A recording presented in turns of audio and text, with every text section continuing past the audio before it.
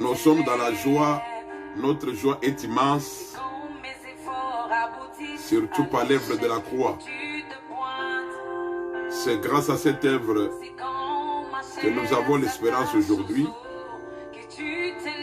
Voilà pourquoi chaque fois dans nos interventions, nous ne pouvons pas parler sans parler de l'œuvre de la croix.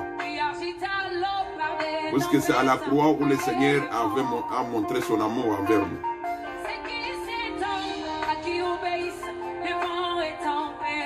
Voilà pourquoi j'aime ces cantiques. Il y a un seul homme à qui obéissent les tempêtes. Un seul homme à qui obéissent le vent. Un seul homme à qui obéissent les difficultés. Un seul homme à qui obéissent les démons. Les démons tombent devant lui.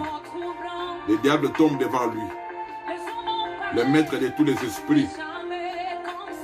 Son nom c'est le Seigneur Jésus. C'est celui que nous aimons plus. Voilà. Les gens pouvaient parler. Moïse pouvait prêcher. Abraham pouvait parler. Isaac pouvait parler. Paul pouvait parler. Et tous les autres prophètes que vous connaissez, les apôtres, ils pouvaient parler, mais personne ne pouvait parler comme lui. Lui, quand il parle, c'est avec toute autorité. Il est le seul en qui nous avons mis toute notre confiance. Alors, nous voulons profiter de cette occasion pour pouvoir parler de la parole du Seigneur. J'avais promis de pouvoir parler par rapport à Samson et à Delilah. Alors, j'ai obéi au Seigneur, puisque nous sommes appelés toujours à écouter la voix du Seigneur. J'ai obéi au Seigneur. Voilà pourquoi je me suis dit, je ne vais plus parler sur ça.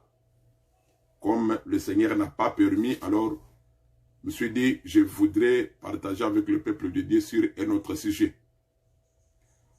Et le sujet sur lequel nous allons partager cet après-midi est très important. Est très important.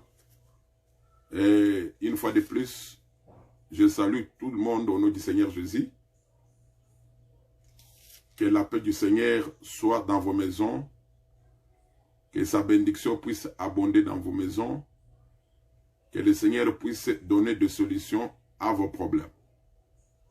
Puisque aussi longtemps que nous sommes sur la terre, il y a toujours des problèmes que nous pouvons avoir. Mais nous, comme peuple de Dieu, nous ne pouvons pas avoir peur des difficultés ou des problèmes. Puisque dans toutes les difficultés que nous pouvons voir, le Seigneur est toujours avec nous. Vous allez vous souvenir du cas par exemple de nos frères Meshach, Shadrach et Abednego. Ils n'avaient pas peur d'être jetés dans la fournaise ardente par Nebuchadnezzar, puisqu'ils savaient qu'ils allaient être avec le quatrième. Et le quatrième, c'est le Seigneur Jésus. Donc pour dire que dans toutes les difficultés que tu peux avoir, ne crois jamais que tu es seul, mais crois toujours que dans ces difficultés, tu es avec le Seigneur. Voilà pourquoi il ne faut pas t'en faire. Quand des difficultés arrivent, quand des problèmes arrivent dans ta vie, ne crois pas que tu es seul. Il y a quelqu'un qui est avec toi et c'est celui-là qui va te faire sortir des difficultés. Puisque notre Seigneur, il est le même hier, aujourd'hui, éternellement. Le même qui était avec Meshach, Shadrach et Abednego dans la fournaise ardente, c'est le même qui est aussi avec toi dans tes problèmes, dans tes difficultés. Il n'a pas changé, il est le même. C'est question de faire foi en lui, c'est question de continuer à compter sur lui. Il n'est pas comme les hommes de ce monde qui des fois ils sont absents. Lui n'a jamais été absent. Il est toujours présent. Voilà pourquoi on dit il est omnipotent, il est omnipotent, il est omniscient, il est présent à tout moment. Alors, je vais lire l'écriture de Deutéronome chapitre 22.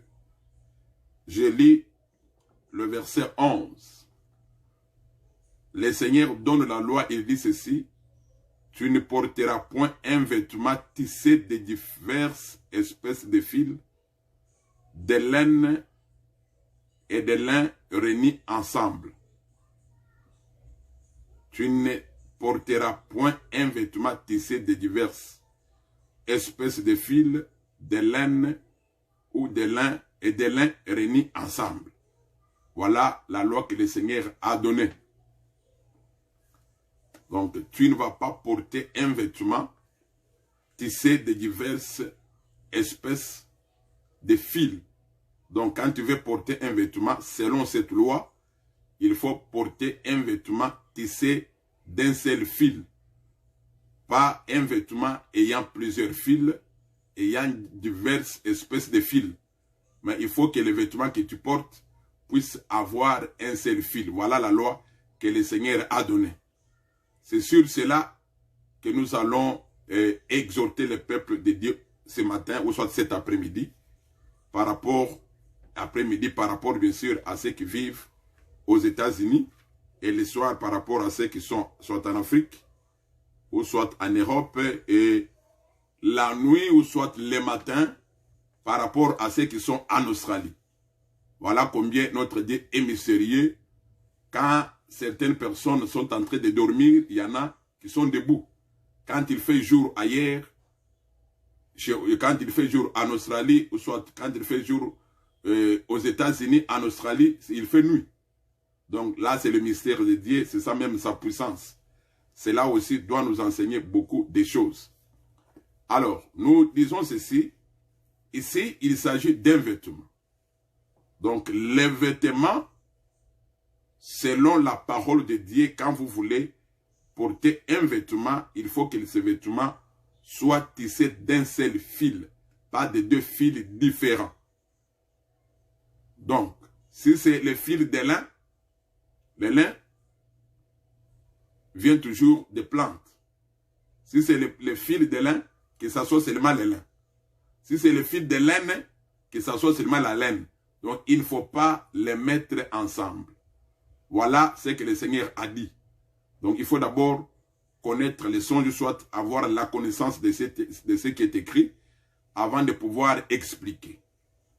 Alors, maintenant, quand nous entrons dans l'explication, je voudrais avec vous lire une écriture dans le livre de Lévitique chapitre 16 pour comprendre ce que le Seigneur voulait dire. Lévitique chapitre 16.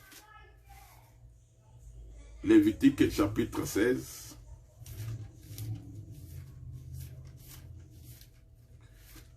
Là, je suis au verset 16. Lévitique chapitre 16, le Seigneur dit ceci. Non, je suis au verset 4. Lévitique 16, verset 4. Il dit, il se revêtira de la tunique sacrée, de lin, et portera sur son corps des caleçons de lin. Il se ceindra d'une ceinture de lin. Il se couvrira la tête d'une tiare de lin. Ce sont les vêtements sacrés dont il se revêtira après avoir lavé son corps dans l'eau. Voilà. Donc, par rapport à cette écriture, le Seigneur dit ceci, que quand Aaron va entrer dans les lieux très saints, va entrer dans les tabernacles pour servir le Seigneur, pour rencontrer le Seigneur, puisque c'était dans les tabernacles où Aaron rencontrait le Seigneur. Donc, pour rencontrer le Seigneur, il y a un vêtement. Ce vêtement-là, c'est un vêtement sacré, c'est un vêtement de sainteté, c'est ce vêtement-là qu'on doit porter. On le porte après avoir lavé son corps dans l'eau. Voilà. C'est là le problème. On doit d'abord se laver. On doit d'abord laver son corps dans l'eau. Et quand on se lave dans l'eau, c'est alors qu'on va porter les vêtements de lin. Puisque selon Deutéronome chapitre 22, verset 11, quand vous portez les vêtements de lin, vous ne pouvez pas les porter ensemble avec les vêtements de laine. Donc si c'est le vêtement de lin, ça doit être seulement les vêtements de lin. Alors selon l'écriture ici, quand vous portez les vêtements de lin, ces vêtements, c'est un vêtement sacré, un vêtement de sainteté. Alors, quand nous lisons dans Lévitique verset 16, et chapitre 16, au verset 4, nous voyons, c'est le vêtement que portait Aaron pour rencontrer Dieu. Mais avant de porter ce vêtement, il devait d'abord laver son corps dans l'eau pour porter les vêtements de lin. Alors, nous lisons une autre écriture. Là, je vous donne d'abord des écritures avant de pouvoir entrer dans l'explication.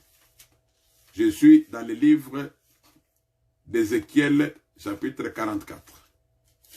Je vais lire Ézéchiel 44. Je vais commencer par le verset 15. Mais les sacrificateurs, les Lévites, fils de Tchadok, qui ont fait le service de mon sanctuaire quand les enfants d'Israël s'égaraient loin de moi, ceux-là s'approcheront de moi pour me servir et se tiendront devant moi pour m'offrir la graisse et le sang, dit le Seigneur l'Éternel. Ils entreront dans mon sanctuaire, ils s'approcheront de ma table pour me servir. Ils seront à mon service. Lorsqu'ils franchiront les portes du parvis intérieur, ils les revêtiront des habits de lin. Voilà. Ils n'auront sur eux rien qui soit en laine quand ils feront le service aux portes du parvis intérieur et dans la maison. Ils auront des tiers de lin sur la tête et des caleçons de lin sur leurs reins. Ils ne se scindront point de manière à exciter la sueur. Voilà. Nous voyons aussi dans Ézéchiel chapitre 44, les sacrificateurs, quand ils entraient aussi dans les tabernacles, c'est-à-dire en présence de Dieu, ils devaient aussi porter les vêtements de lin. L'Écriture précise qu'ils n'auront pas sur leur corps les vêtements de laine, mais ils auront seulement les vêtements de lin. Ils auront les vêtements de lin. C'est ça ce qu'ils vont porter sur leur corps. Après avoir lavé les corps dans l'eau. Donc, premièrement, on doit d'abord se laver et après, on va maintenant s'habiller du vêtement de lin pour rencontrer le Seigneur. Alors, quand nous lisons Apocalypse chapitre 19, l'Écriture dit ceci, Apocalypse chapitre 19, l'Écriture dit ceci,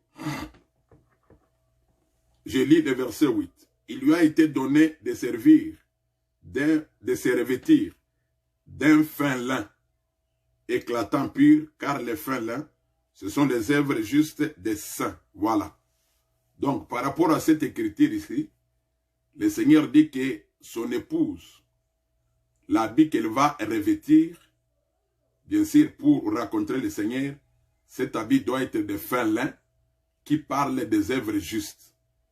C'est là où nous comprenons qu'en réalité, quand le Seigneur parle de lin, il parle de la justice, de la sanctification, de la sainteté ou de la pureté. Voilà. Voilà pourquoi quand vous rentrez dans le livre de Lévitique, ou soit Ézéchiel 44, avant d'entrer en présence de Dieu, on devait d'abord se laver et laver d'abord son corps et après porter les vêtements de lin.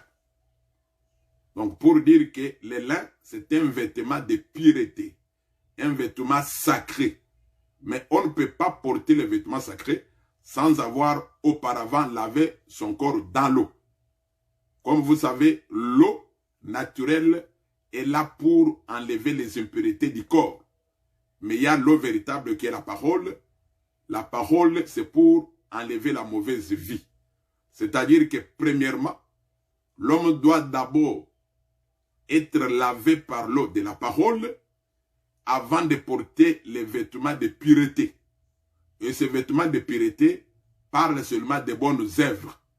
Pour dire que on ne peut pas se présenter devant Dieu sans les bonnes œuvres. Voilà pourquoi il est écrit ceci dans la parole. Là, je suis dans Éphésiens, chapitre, je pense, 2. Je suis dans Éphésiens, chapitre 2. Voilà, je suis dans Éphésiens, chapitre 2. Je lis le verset 10. Car nous sommes son ouvrage ayant été créés en Jésus-Christ pour de bonnes œuvres que Dieu a préparés d'avance afin que nous les pratiquions. Voilà. C'est-à-dire par rapport à cette écriture-ci, tout celui qui est créé en Jésus-Christ, ou soit tout celui qui est né de nouveau, puisqu'il y a l'ancienne naissance et la nouvelle naissance. Le Seigneur avait dit à Nicodème que si quelqu'un n'est pas de nouveau, il ne peut pas entrer dans le royaume de Dieu. Alors voilà pourquoi le frère Paul, dans le livre des Éphésiens, il dit, nous qui sommes créés en Jésus, c'est-à-dire que nous qui sommes nés de nouveau, il y a des bonnes œuvres que Dieu a préparées pour que nous puissions les pratiquer. Alors, quand quelqu'un est réellement lavé par l'eau de la parole, il doit pratiquer les bonnes œuvres. Voilà, ces bonnes œuvres, c'est ça même les vêtements de lin. Voilà pourquoi dans le livre de Lévitique, chapitre 16, au verset 4, les vêtements de lin, c'est un vêtement sacré, un vêtement de sainteté. Puisque les vêtements parlent aussi des œuvres. Mais comme il s'agit du lin, l'écriture précise qu'il s'agit des œuvres de justice.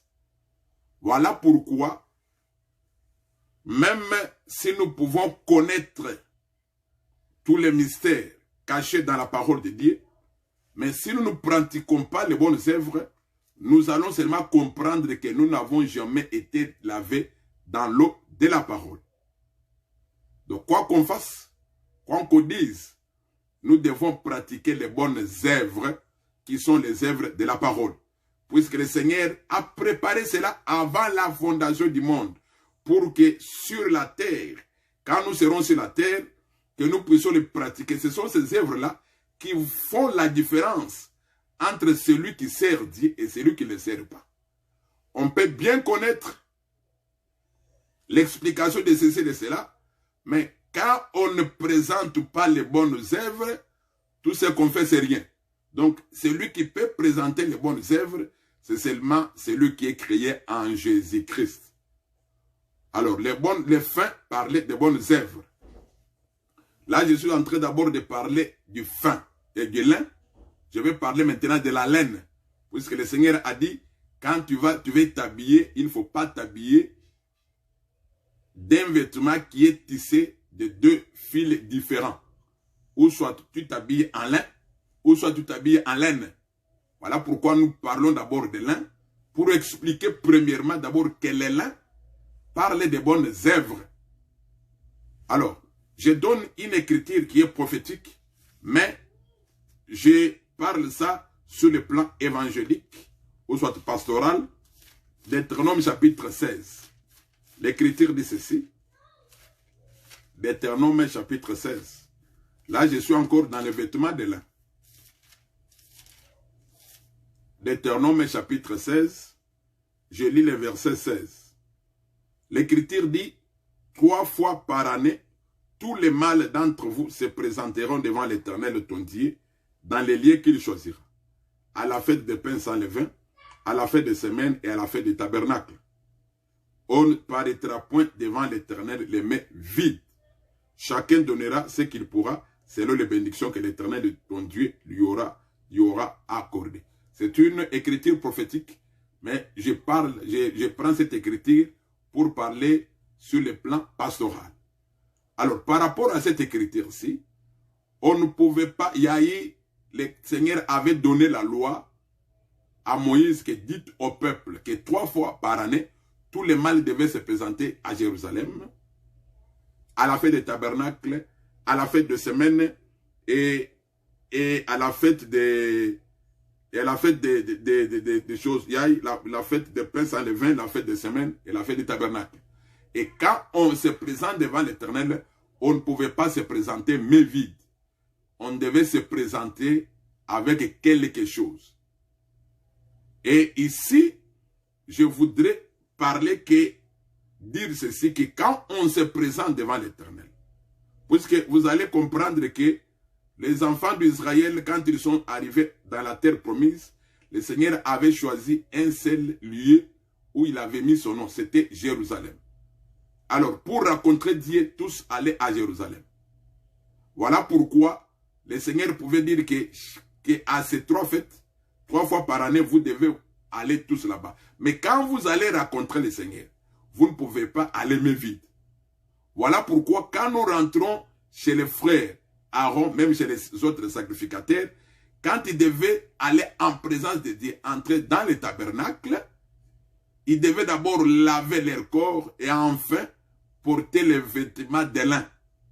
Or, je dis que le lin, c'est un vêtement sacré. C'est-à-dire que quand nous allons rencontrer le Seigneur, là, c'est-à-dire dans l'enlèvement.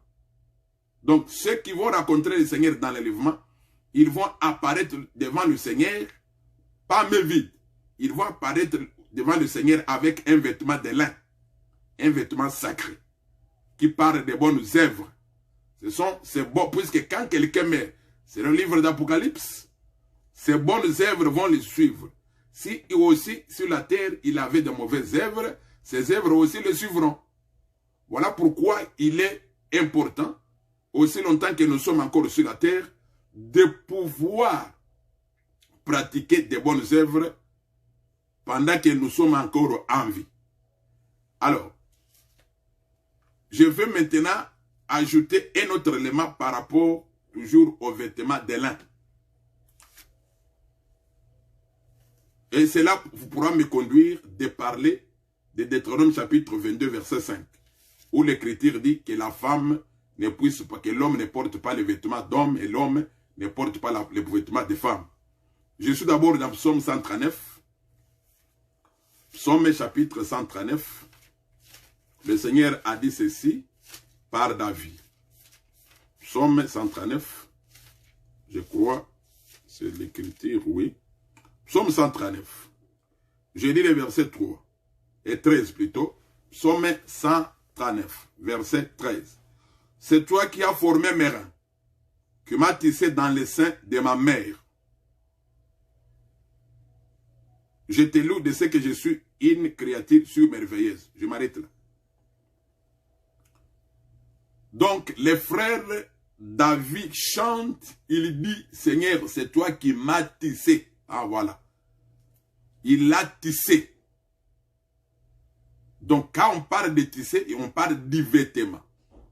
Voilà pourquoi nous disons toujours que le corps de l'homme, selon les Écritures, est comparable aussi à un vêtement. Voilà. De la même manière, puisque même si vous demandez aux scientifiques, aux scientistes, ils vont vous dire que ce n'est pas en un seul jour que le corps d'un bébé dans le ventre de sa mère se forme. Ça prend beaucoup de jours. Ce n'est pas le même jour où l'œil sort, où l'œil est formé, que le nez est formé.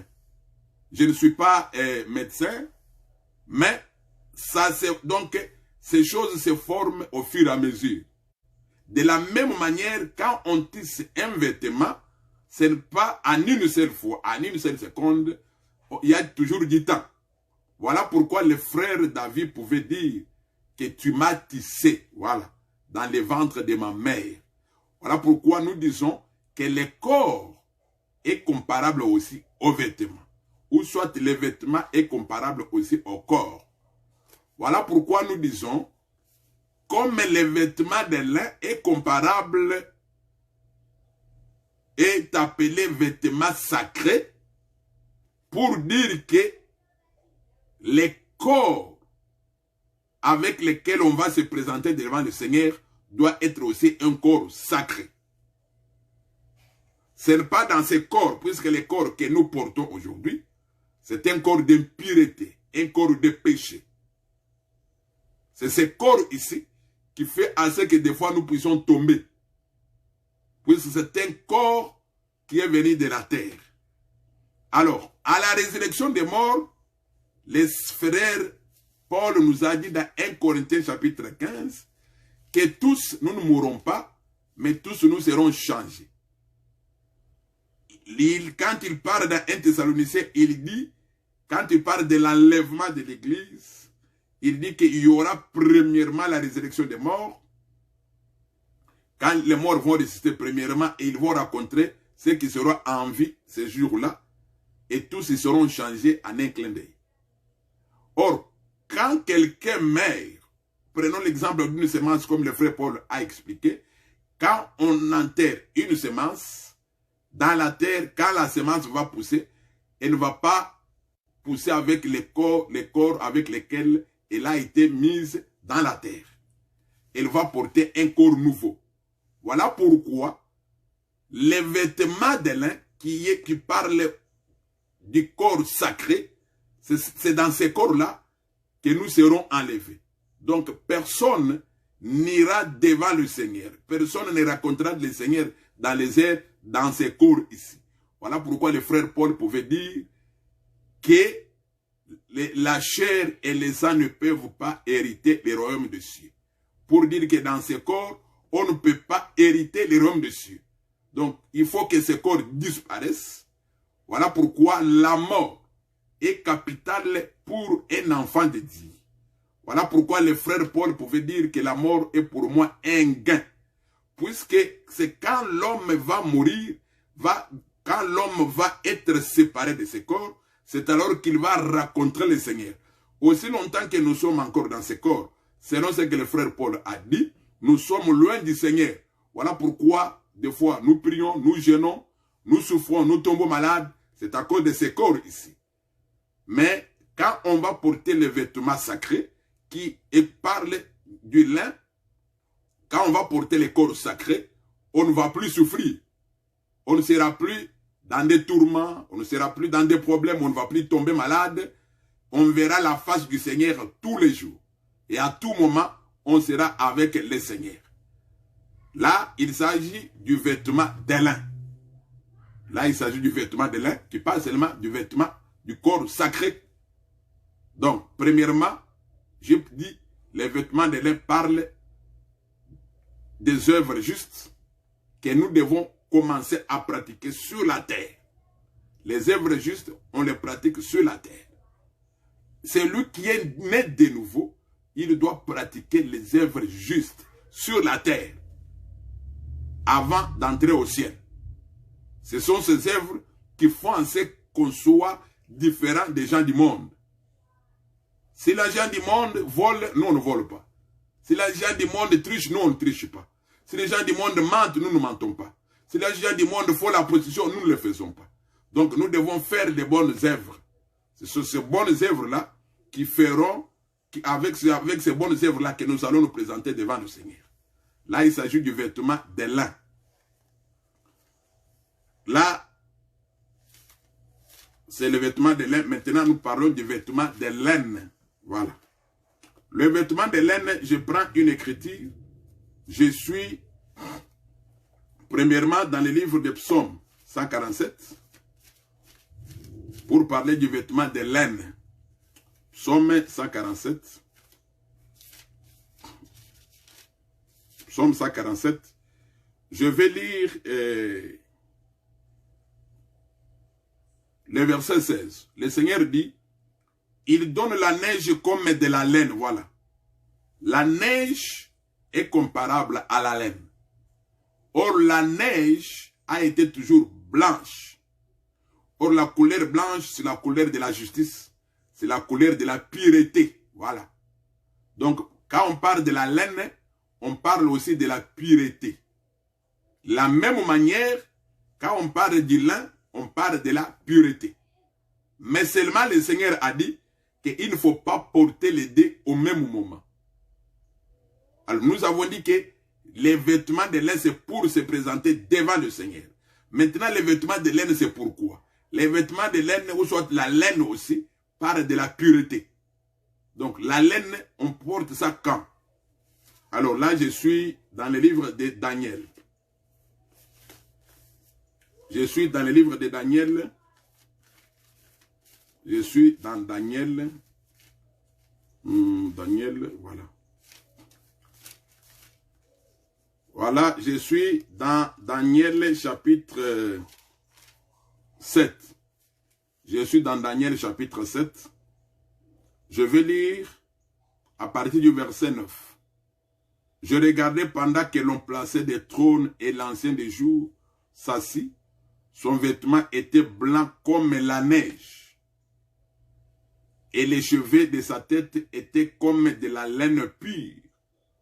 Son trône était comme des flammes de feu et les roues comme un feu ardent. Un fleuve de feu coulait et sortait de devant lui. 1000 milliers les servaient et 10 000 millions se tenaient en sa présence.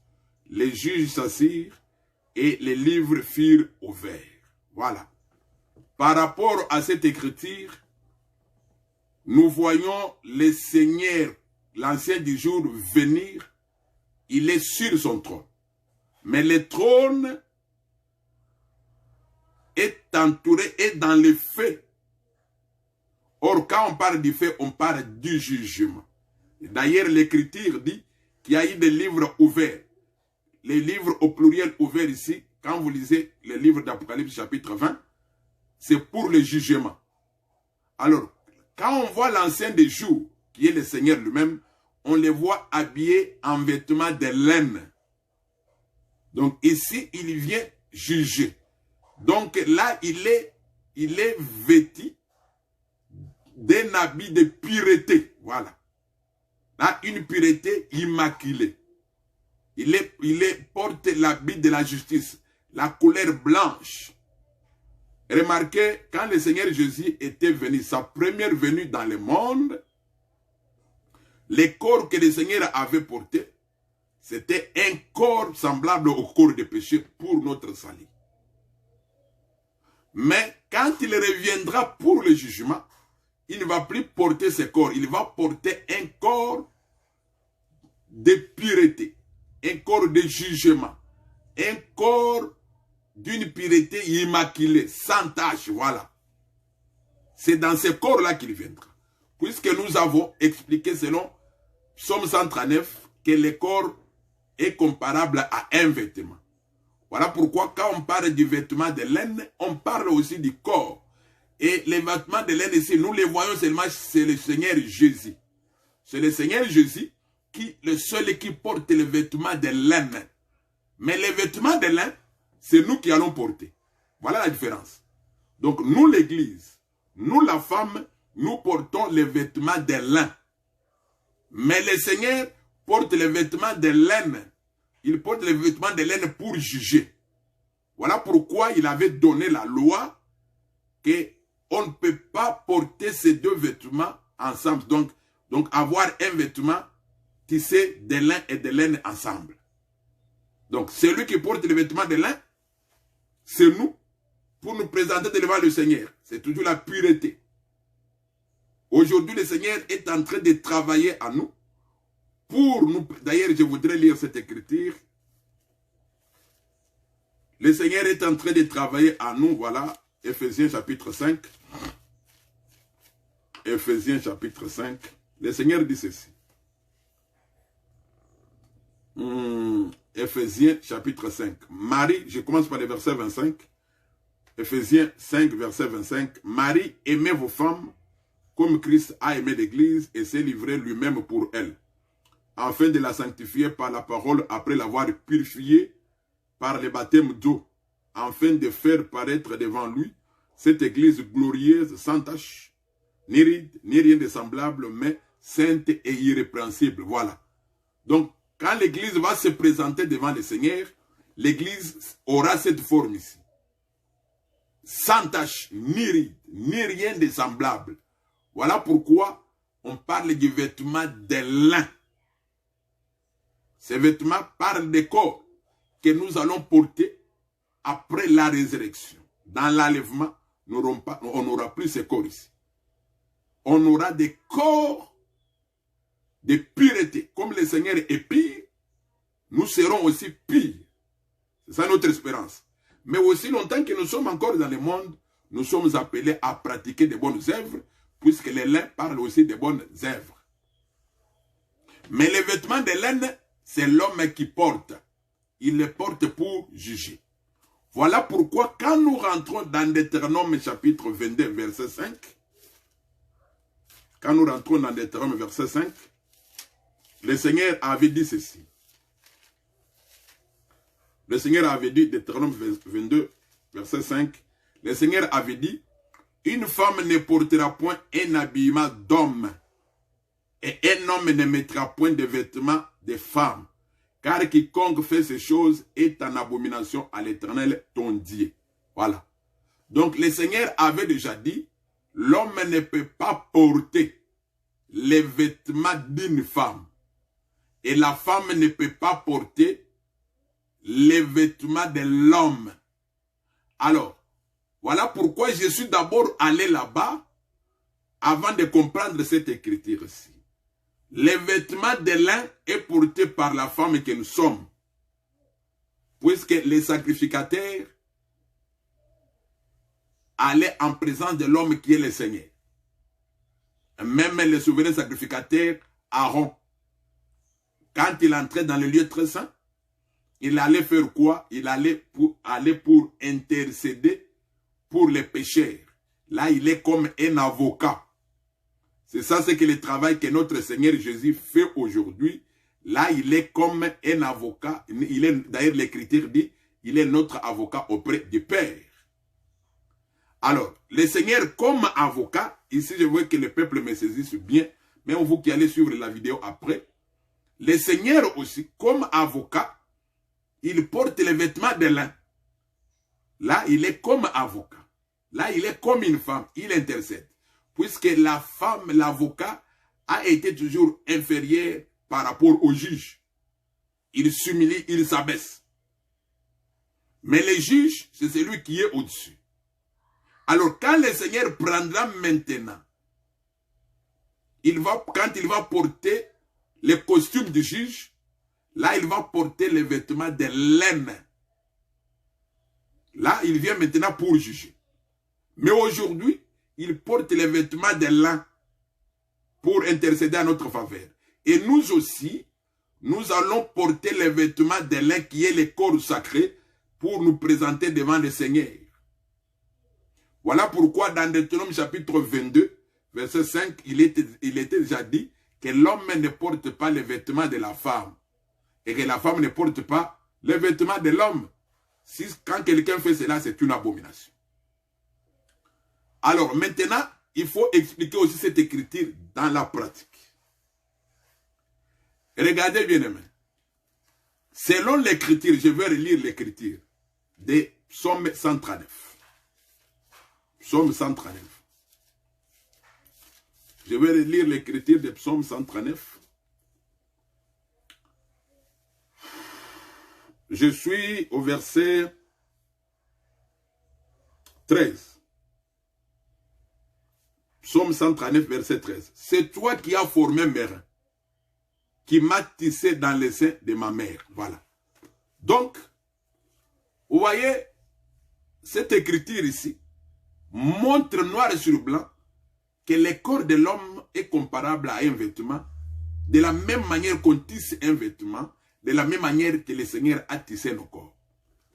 Regardez bien aimé. Le Seigneur a créé premièrement l'homme et ensuite la femme est sortie de l'homme. Le corps de l'homme et le corps de la femme, ce sont des corps qui, quand vous les regardez, ils sont différents. Ils n'ont pas été tissés de la même manière. Ils n'ont pas été tissés de la même manière. Alors, voilà pourquoi le Seigneur, là je suis dans la pratique. Puisqu'on ne peut pas rester dans le spirituel, il faut qu'on ramène aussi la parole de Dieu dans nos vies. Alors, il y a de ces vêtements que la femme ne peut pas porter. Puisque ces vêtements sont faits pour l'homme. Ces vêtements sont faits pour l'homme. Quand vous rentrez même en Israël, d'ailleurs avant de parler d'Israël, d'ailleurs quand vous regardez la manière que l'homme a fait la femme, et la manière que Dieu a fait la femme, et la manière que Dieu a fait l'homme, vous allez remarquer que c'est différent. Et regardez, le frère Paul dit ceci. Il est bon pour une femme d'avoir une longue chevelure. Mais il n'est pas bon pour un homme d'avoir une longue chevelure. Naturellement, c'est comme ça. Quand l'homme a une longue chevelure, cet homme-là, il est en scandale pour plusieurs personnes. Puisqu'il paraît comme une femme. Et de même aussi, quand la femme se coupe les cheveux, elle va paraître comme un homme. Donc, le Seigneur a fait des choses de cette manière-là. Puisque la nature nous enseigne. C'est comme ça que le frère Paul a dit dans 1 Corinthiens chapitre 11. Là où il parle de la chevelure de la femme et la chevelure de l'homme. Il dit que la nature elle-même ne vous enseigne-t-elle pas. Donc, la nature nous enseigne de cette manière-là. Et on ne peut pas contredire la nature. Voilà pourquoi quand un homme porte une longue chevelure, il est en scandale. Moi, je connais quelque part dans une église là, où les fidèles de l'église, quand ils voient un prédicateur avec une longue chevelure, donc il est pour eux une pierre d'achoppement. Dis, mais tu deviens comme une femme. Alors même quand on va maintenant pour les vêtements, je disais qu'il y a de ces vêtements que la femme ne peut pas porter. Il y a aussi de ces vêtements que l'homme ne peut pas porter. Quand nous rentrons en Israël, les gens et les hommes et les femmes, tous portaient des tuniques. Tous. Et même le Seigneur Jésus, quand il est venu, il a porté aussi une tunique. Une tunique. Et d'ailleurs, si vous lisez la Bible en anglais, quand Dieu a fait l'homme et la femme, quand il leur a fait des vêtements après leur péché, en anglais, on dit que l'habit que le Seigneur leur avait fait, c'était un manteau. Un manteau. Le manteau, c'est comme une tunique. Mais seulement la différence, c'est la couture. La manière, de la même manière que le Seigneur a tissé nos corps différemment, de la même manière aussi, les vêtements que nous devons porter doivent être tissés différemment. Donc, si, par exemple, une sœur s'habille en jupe ou soit en pantalon, mais ce pantalon doit être tissé différemment de celui que l'homme porte. Et avec pudeur et décence et modestie. Donc, et même aussi quand l'homme porte un habit, cet habit doit... Sinon, quand un homme, par exemple, va porter, s'habiller comme une femme, mais là, ça devient aussi un scandale. Ou soit quand une femme veut s'habiller comme un homme, ça devient aussi un scandale. Donc là, c'est une façon de montrer, de dire, quand la femme, par exemple, soit l'homme, veut s'habiller comme l'autre, il voulait seulement enseigner que son corps a été tissé comme le corps de l'homme, soit l'homme dit, il veut seulement montrer que son corps a été tissé comme le corps de la femme. Or, nos corps sont tissés différemment. Voilà pourquoi aussi, quand nous allons nous habiller, nous devons nous habiller différemment. Par l'habit, on peut reconnaître que ça c'est une femme, et par l'habit, on peut reconnaître que ça c'est un homme. Donc, en bref, voilà ce qu'on avait à dire par rapport aux vêtements de lin et aux vêtements de laine. En bref, nous disons les vêtements de lin, sur le plan spirituel, c'est un vêtement que la femme doit porter. Cette femme, c'est nous. Et les vêtements de laine, c'est les vêtements que l'homme qui est le Seigneur va porter lors du jugement. Voilà pourquoi nous sommes descendus pour dire que l'homme, Deutéronome chapitre 22, verset 5, quand le Seigneur dit que l'homme ne porte pas les vêtements de la femme et la femme ne porte pas les vêtements de l'homme, c'est d'abord par rapport à cette écriture de porter les vêtements de l'homme et porter les vêtements de la femme qui est le lin et qui est la laine. Et aussi, voilà, nous donnons aussi des conseils au peuple de Dieu que quand on se vêtit, on doit se vêtir de manière à respecter son corps, de manière à connaître que moi je suis un homme. Ce corps, le Seigneur l'a tissé d'une manière différente avec le corps de la femme. Et la femme aussi doit savoir que quand je m'habille, je dois m'habiller de manière à respecter mon corps, de manière à savoir aussi que mon corps est tissé différemment avec le corps de l'homme. Alors nous sommes à la fin. Que le Seigneur puisse vous bénir partout. On s'arrête.